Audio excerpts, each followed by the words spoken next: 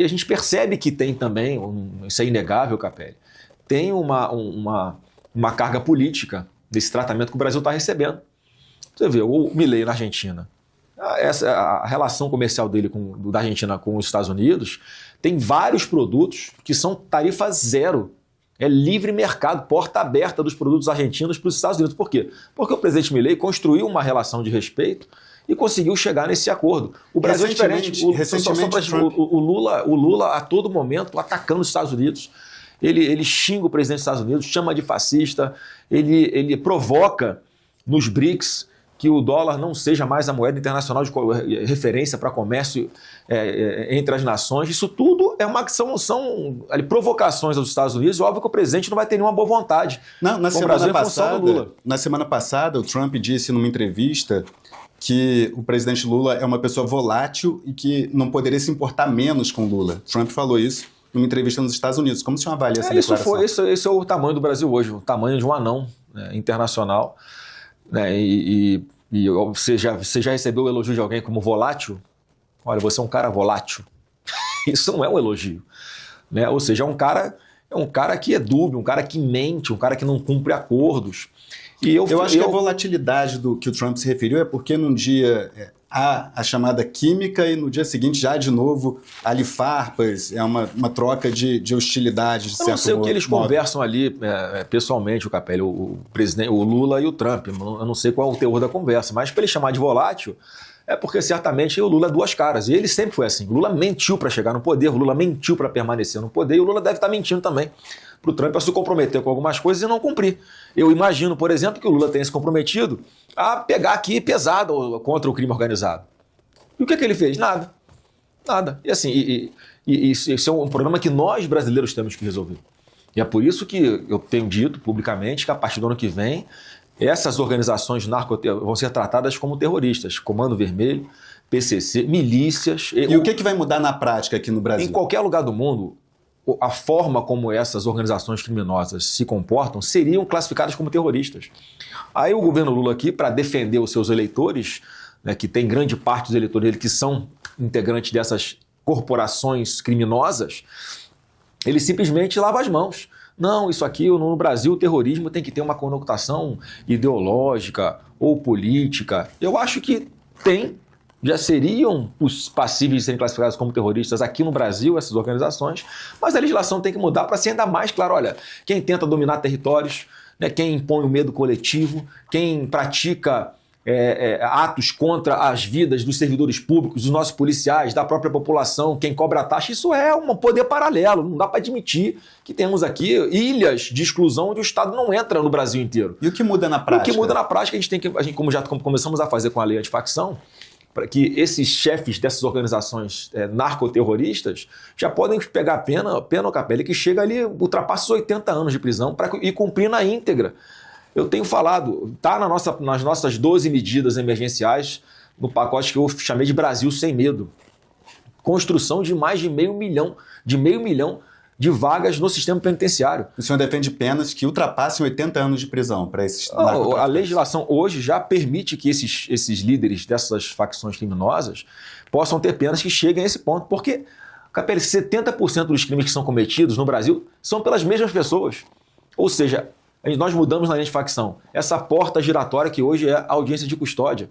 Desde esses caras perigosíssimos até quem rouba celular tem que ficar preso também.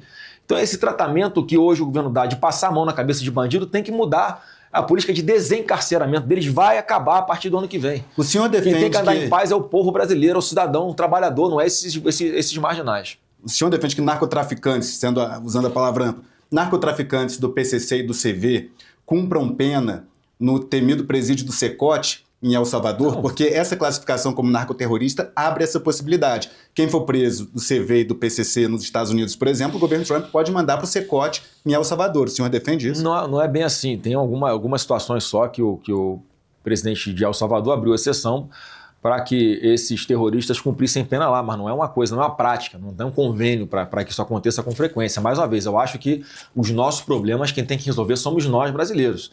Então, quando eu falo de abrir 500 mil de vagas no sistema penitenciário, é para que esses marginais fiquem presos de verdade. As alterações legais que nós estamos fazendo, Capelli, vai permitir que nessa audiência de custódia já ao invés de ser essa porta giratória que é hoje, o juiz possa falar o seguinte: ó, você não vai ter liberdade provisória, você vai começar a cumprir, você vai responder esse processo preso. Porque hoje, só para você ter uma ideia em números, no Rio de Janeiro. Rio de Janeiro tem 43 mil presos. Sabe quantos marginais a Polícia Militar do Rio apreende por ano? 46 mil. Quer dizer, alguma coisa está errada, que a polícia está prendendo e eles não estão ficando presos.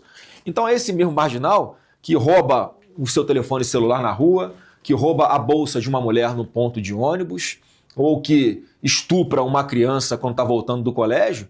Esses marginais estão saindo porque a lei está frouxa.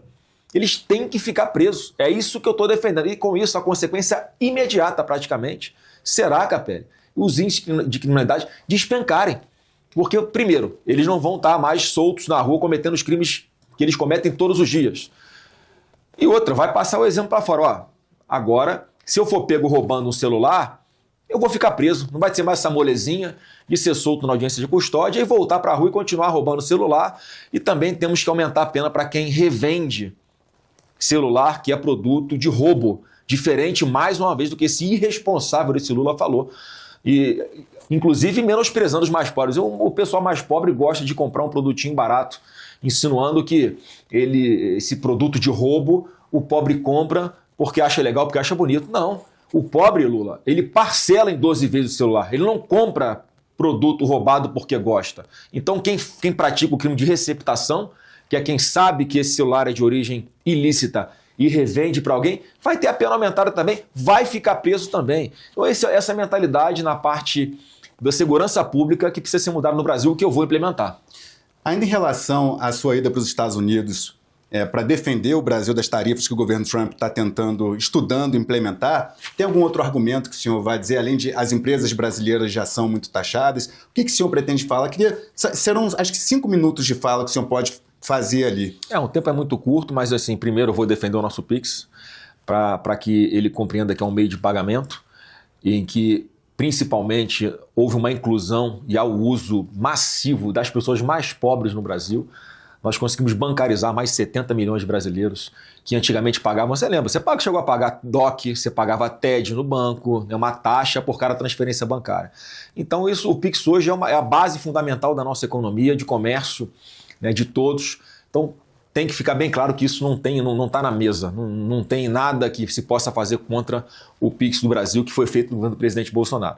Explicar essa parte que, na verdade, quando ele pretende sancionar um país por causa das provocações e da degradação da relação comercial entre o Brasil e os Estados Unidos, que aconteceu muito em função de ser o presidente Lula, quando ele faz isso, na verdade, o que ele vai estar fazendo é fazendo a vontade do Lula, Capelli. O único que quer a tarifação das empresas brasileiras é o Lula, porque ele acha que isso ele pode usar eleitoralmente a favor dele, pode levantar de forma mentirosa, como ele fez das outras vezes, a bandeira de que ele que defende a soberania nacional, e ao contrário, nós aqui defendemos a nossa soberania nacional, não ele.